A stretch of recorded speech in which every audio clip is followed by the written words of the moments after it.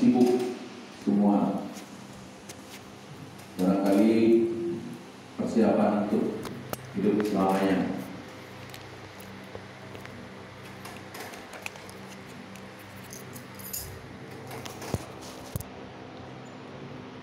Dan Tak.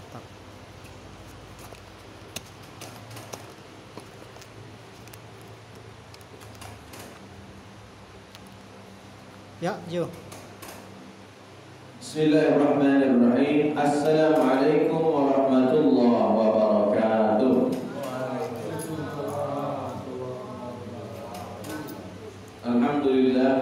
Alhamdulillahilladzi arsala rasulahu bil huda wa dinil haqq liyudhhirahu 'ala dini kullihi walau karihal musyrikun.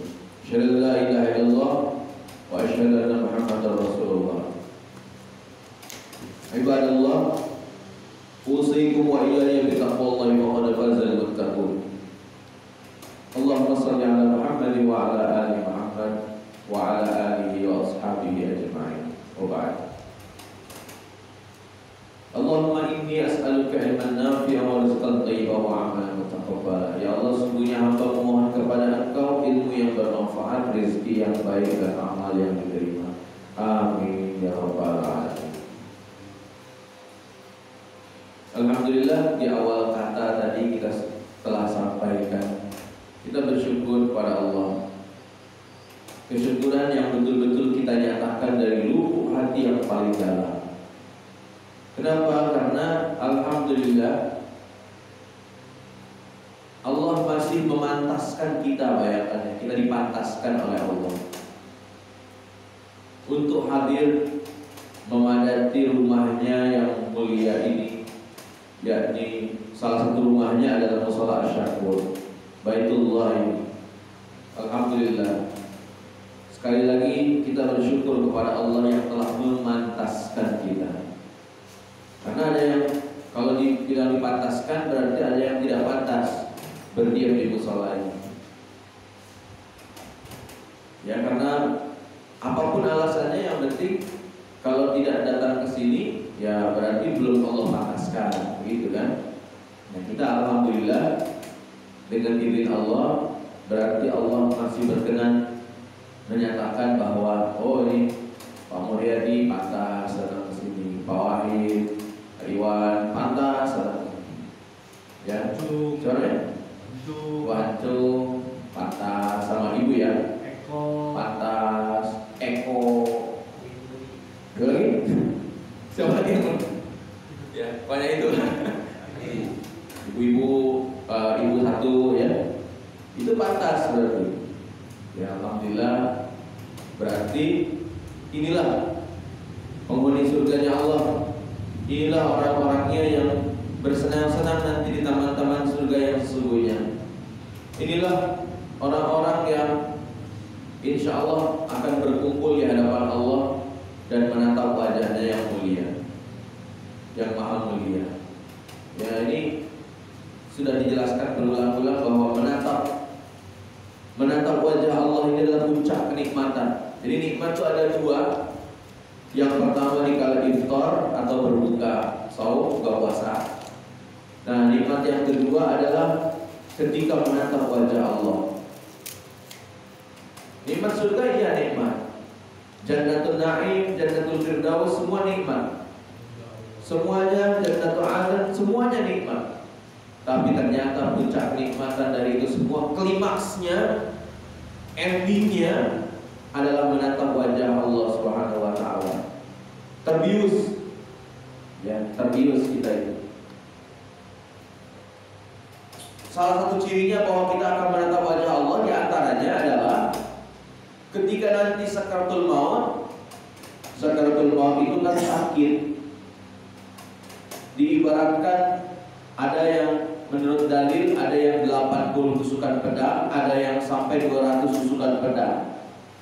Digebukin orang sekampung belum seberapa, ini ratusan tusukan pedang. Ada yang diibaratkan sakaratul maut itu bagaikan kambing hidup tapi dikuliti. Kambing dikuliti, bayangkan. Itu orang sakaratul maut. Ngeri. Sakitnya bukan main. Ada lagi yang diibaratkan seperti duri, kain dicabut dari duri. Ini ngeri-ngeri pengibaratannya. Mau pilih yang mana lah, silakan ya. Nah, kalau kita cerdas, maka kita akan persiapkan kematian itu dengan sebaik-baiknya. Sakaratul mautnya nikmat. Sakit, emang sakit. Sakaratul maut sakit. Tapi ketika Allah memperlihatkan, ini loh tempat kamu nanti di surga di sini. Ini loh bidadari yang nyambut kamu nih. Ini nih orang-orangnya. Bidadari, satu orang Pak Muryadi itu bidadarinya 70.000 nanti yang nyambut. Baris-baris sambil sambil melambaikan tangan, sambil goyang-goyang sedikit. Ya, sudah terbius dengan keadaan kecantikan bidadari, kecantikan surga, terbius. Jadi seolah-olah tidak terasa lagi.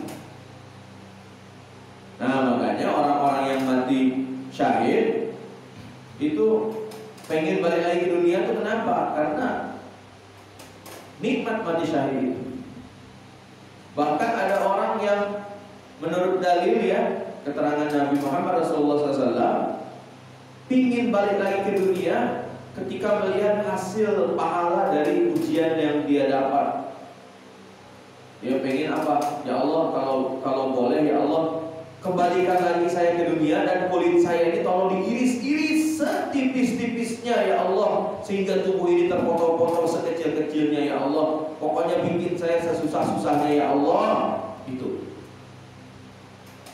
Jadi kalau dicontohkan, wah ternyata ya kesulitan saya kata Pak Wahid gak seberapa, pahalanya masih sedikit. Ya Allah, tolong balikan lagi saya ke dunia ya Allah. Pengen begitu. Ada penyesalan. Makanya sing ridho lah kepada ketetapan Allah Subhanahu wa taala. Sing ridho, sing ikhlas ya pada ketetapan Allah Subhanahu wa taala. Kalau ada ujian-ujian yang ikhlas dan ridho, supaya Allah tambah ridho sama kita. Dalam sabda Rasulullah sallallahu alaihi wasallam, "Idza ahabballahu 'abdan ibtalahu." Bahwa Nabi Muhammad Rasulullah SAW telah bersabda, kalau Allah mencintai seorang hambanya, maka hambanya ini akan diuji terlebih dahulu, ya, akan diuji. Ada yang bilang, kok saya makin dekat ke mushola, kok saya makin dekat ke masjid, kok saya makin makin bersungguh-sungguh ke pengajian, malah kayaknya rezeki saya tambah seret ya. Tapi pas saya dapat pekerjaan, saya menjauh dari yang namanya masjid mushola, saya tidak begitu dekat lagi dengan agama, kok rezeki saya malah tambah jadi, ya, tambah terus rezekinya. Kenapa ini? Ada apa? Nah, inilah ujiannya. Jalan ke surga itu kan menanjak, penuh dengan onak duri, di kiri kanannya jurang, susah dilewatinya, jalannya juga setapak. Jadi itulah ke surga, begitu jalannya. Orang yang jadi ahli mushola, ahli masjid, rajin ngaji Quran, rajin ke majelis taklim, wah itu ujiannya berat, memang berat. Ini bapak-bapak ya, ibu yang datang ke sini, ini adalah orang yang lulus ujian, minimal lulus ujian berangkat ke sini ya, lulus ujian berangkat ke sini. Tadi saya dengar suara Pak Muryadi, saya nggak janji ya, lagi masih di perjalanan. Masya Allah, saya berdoa mudah-mudahan Allah mudahkan jalan ke sini. Sampai nyata alhamdulillah.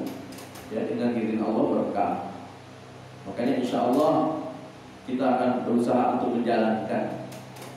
Kita akan berusaha melaksanakan janji kita, itu menjalankan majelis taklim. Itu yang paling penting. Umat Islam ini tidak boleh lepas dari yang namanya janji. Harus dilatih melaksanakan janji. Di mana tidak terlaksana janji kita itu, ya itu bukan urusan kita.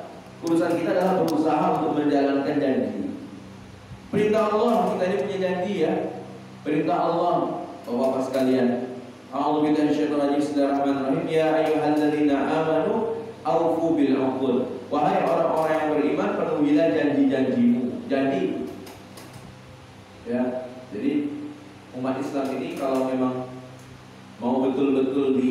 dinyatakan sebagai orang Islam itu harus berani pegang janji.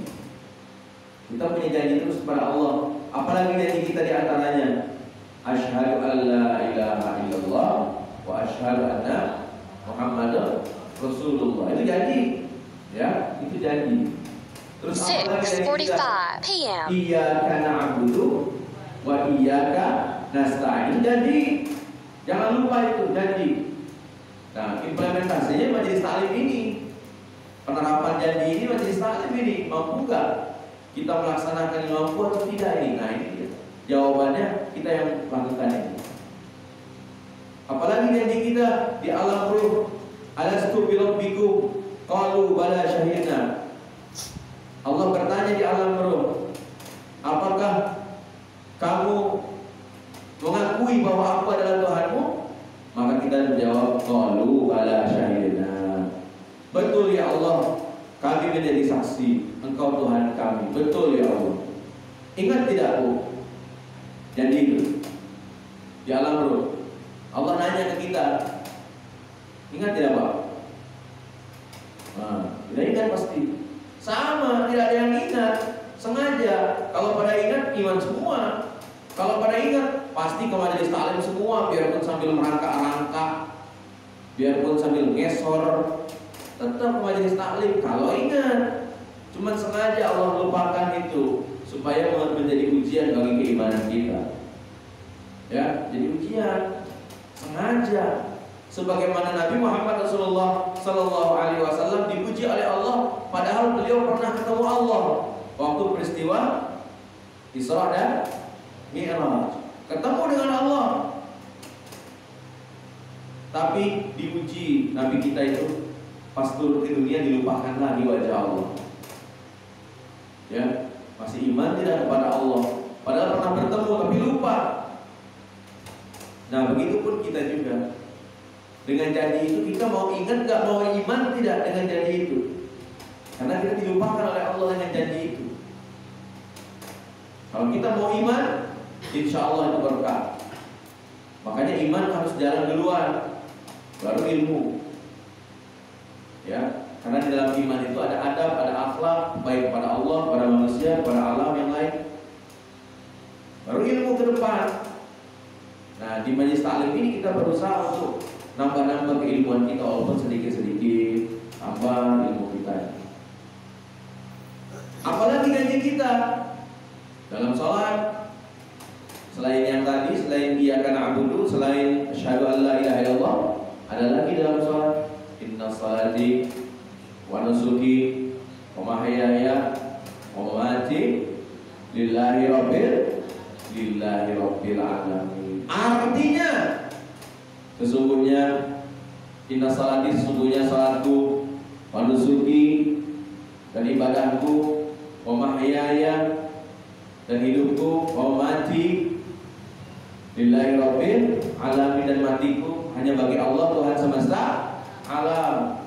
Jangan diganti ya, inna sholati wa nusuki wa mahyaya wa meninggal. Nah, jangan. Berani ganti itu aplikasi HP. Ya, berani Pak. Makanya jangan ngomong, wah Abi ngomong mati kasar. Itu bahasanya begitu. Bahasanya. Ya, mati biasa. Ya, biasa aja orang ngomong mati biasa. Kok kayak ke kambing. Emang begitu, emang bahasanya begitu, ada matinya, Quran mati. Biasa aja wafat, mati, biasa. Oh, Bapak Abi sudah mati. Biasa saja ngomong kayak begitu. Seperti halnya kita ngomong kafir, wah, kok kasar amat bi kafir. Iya, itu bahasa Quran. Qul ya ayyuhal kafirun. Anda ganti, qul ya ayyuhal non muslim, berani enggak? Coba kasih HP, berani, qul ya ayyuhal non muslim. Ya. Sudah, qul ya ayyuhal kafir, biasa aja kok. Tidak ada kasarnya dalam Quran itu sudah bahasa yang bagus. Sama juga yang tadi, nasrati wa nusuki wa mahyaya wa meninggal, kacau. Ya, halul itu namanya. Ya, wa mamati tar. Lillahi rabbil alamin, itu janji. Ya, janji. Jangan sekali-kali kita berjanji kepada yang selain Allah. Kita cuma punya janji hidup mati itu hanya karena Allah, hanya untuk Allah hidup mati kita itu. Jangan sampai hidup mati itu untuk pasangan kita, wah kacau. Hidup mati untuk tanah air, wah bisa kasih apa yang tanah air, pasangan, tidak bisa kasih apa-apa. Kalau hidup mati hanya untuk Allah, benar. Itu janji. Jadi seorang muslim itu begitu. Ya. Nah, makanya berangkat dari janji-janji tadi, ciri orang munafik itu ada 3. Sabda Rasulullah SAW, ayatul munafiqi thalathin. Ciri-ciri orang munafik itu dalam hadis ini diantaranya ada 3. Idza haddatsa kadzdzaba, yang pertama kalau berkata selalu dusta. Kayaknya kalau nggak ngebohong, hidup ini kayaknya ada yang kurang. Nah, itu bohong. Kayaknya tidak afdol kalau tidak ada bohongnya. Sedikit-dikit mesti ada bohongnya. Termasuk juga ngomong ketinggian padahal tidak seperti itu, nah itulah bohong. Ya. Hati-hati ciri kemunafikan itu. Yang kedua, wa idza wa'ada akhlafa. Nah, kalau dia berjanji itu selalu mengingkari. Janjikan, ngomong dusta. Kau yang mulai, kau yang mengakhiri, kau yang berjanji, kau yang mengingkari. Begitulah kata Bu Haji Rama Irama. Ya, itu ciri orang munafik. Dan satu lagi, wa idza tu'mina khana, kalau dipercayai, dititipkan sesuatu, ya apa aja itu, mau titip omongan, mau titip harta, dikhianati. Ya, titip segala macam. Ini orang muslim kalau sudah terjadikan seperti itu, dia tidak Islam lagi, jadi munafik.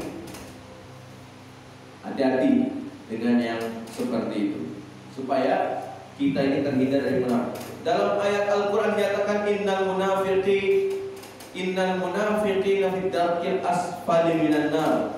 Orang yang terjangkit munafik itu ditempatkannya di asfali, di paling bawah, yang paling tutung, yang paling hangus, yang paling gengek, yang paling segala-galanya, ancur-ancuran dah pokoknya orang munafik itu. Kalau orang kafir masih di atasnya lagi, tapi orang munafik itu di bawah, paling bawah. Hati-hati, ya. Termasuk juga ketika mengadakan kegiatan majelis ta'lim ini, kita tidak berusaha untuk hadir. Ini hati-hati. Jangan sampai seolah-olah kita mau benar sendiri. Oh, ini saya sudah terlalu sibuk ini. Jadi maksudnya perintah Allah ini menghambat kesibukan kita, begitu. Wawanian, jangan terlalu berani lah, bahaya, ya. Pengennya selalu dimaklum saja. Ini bukan Abi ingin apa, curhat atau marah-marah di sini, bukan. Tapi emang kebanyakan kita itu lupa atau mungkin memang belum baca bahwa Allah memerintahkan kita itu yang pertama hidup di dunia ini kejar akhirat dulu, baru jangan lupa dunia. Bukan harus tinggalkan dunia, tapi yang paling utama itu akhirat dulu ngejar. Dunia itu baru jangan lupa kamu lagi di dunia. Artinya sudah sering dicontohkan bahwa dunia ini yang harusnya kita tunggangi untuk ibadah. Jangan sampai kita malah dibudakin sama dunia. Itu. Alhamdulillah, makanya salut Iwan, ya, Pak Mulyadi, dalam keadaan yang mungkin lelah. Pasti lelah, bukan mungkin dia lelah lagi, bukan. Ini pasti lelah. Sisa tenaga.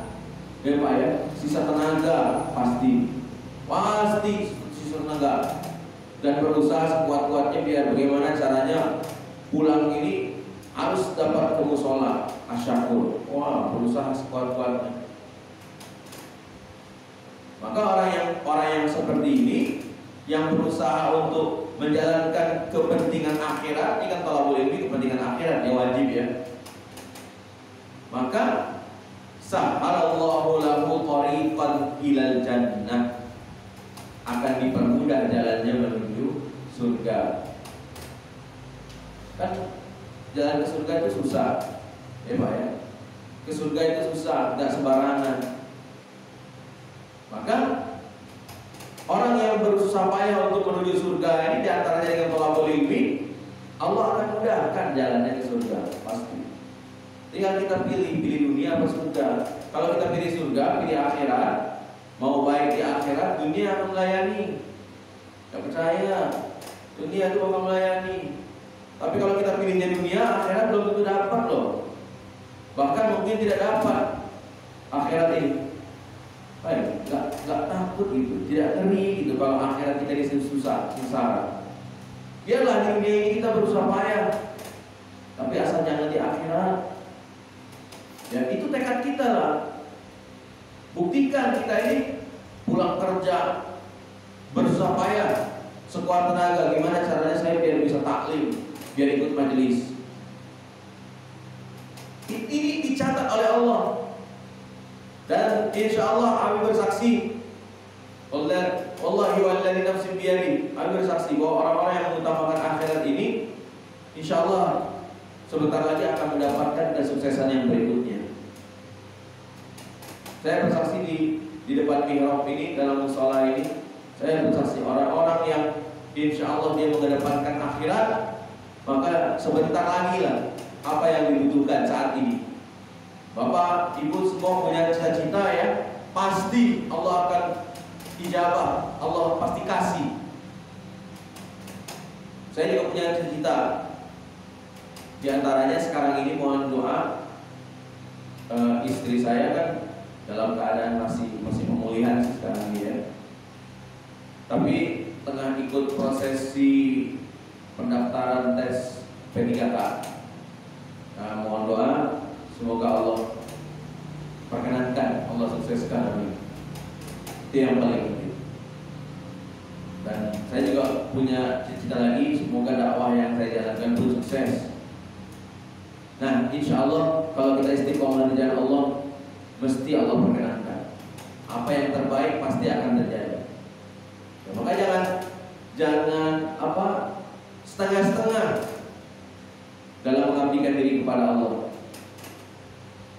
Ya, kita belajar bagaimana caranya supaya kita ini sesuai segala sesuatu ini dengan pola kehidupan Nabi Muhammad Rasulullah Sallallahu Alaihi Wasallam. Sesuaikan polanya, sesuaikan pola kita ini bagaimana. Bagaimana ketika Nabi kita mengajarkan makan, misalnya mengajarkan makan kan diatur sama Nabi kita, diatur semuanya. Dan Allah yang bimbing. Kalau kita benar-benar mengikuti adab makannya beliau Nabi Muhammad Rasulullah SAW, maka hidup kita ini akan benar, akan beres. Dan ini akan dipelajari ketika lagi thalabul ilmi. Kita akan dapat pengertian-pengertian ini. Betapa Rasulullah SAW yang pertama sebelum makan itu kan diperhatikan makanannya ini halal dan thayyibah, atau makruh, atau syubhat, apalagi haram, diperhatikan. Yang makruh saja beliau tidak sentuh, apalagi syubhat, samar-samar atau haram, lebih-lebih tidak disentuh lagi. Jadi beliau itu selalu mengedepankan makanan itu zatnya halal thayyibah. Kalau kata kita mungkin 4 sehat 5 sempurna. Ini akan ketahuan dari majelis taklim, ada ilmunya. Ada nasi, lauk pauk, sayur, buah-buahan. Bahkan beliau makan buah-buahan itu di awal sebelum makan yang lain. Beliau colek dulu garam. Dan garam itu adanya di meja makan, dia bukan digodok, dimasak. Itu sunnah-sunnah daripada Rasulullah Nabi Muhammad SAW. Jadi sebelum makan diperhatikan dulu di zatnya. Kemudian dapat dari mana ini makanan. Disembelih kalau dia ayam, kambing, sapi, disembelihnya dengan cara Islam atau bukan? Dengan Bismillahirrahmanirrahim atau dilempar ke dalam air panas. Diperhatikan oleh Nabi, diteliti betul-betul makanan. Karena sekali tubuh kemasukan barang haram, maka doa kita tidak didengar lagi oleh Tuhan.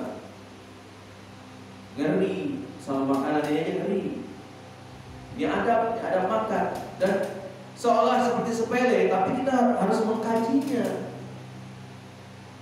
Jadi yang paling pertama-tama dan utama dalam makan itu dari mana dapatnya diperhatikan, zatnya ini halal thayyibah bukan, ya, zatnya ini halal thayyibah bukan, makanannya bagaimana, ini dapatnya dari mana, kalau yang disembelihnya dengan cara bagaimana. Ini semua penting, karena jangan-jangan kita kurang cinta sama Islam, kita kurang mengutamakan thalabul ilmi, jangan-jangan na'udzubillahi min dzalik, karena kita tidak perhatikan apa yang kita konsumsi, yang dimakan, yang diminum, tidak diperhatikan. Ngeri, jangan-jangan. Hati-hati teman-teman sekalian.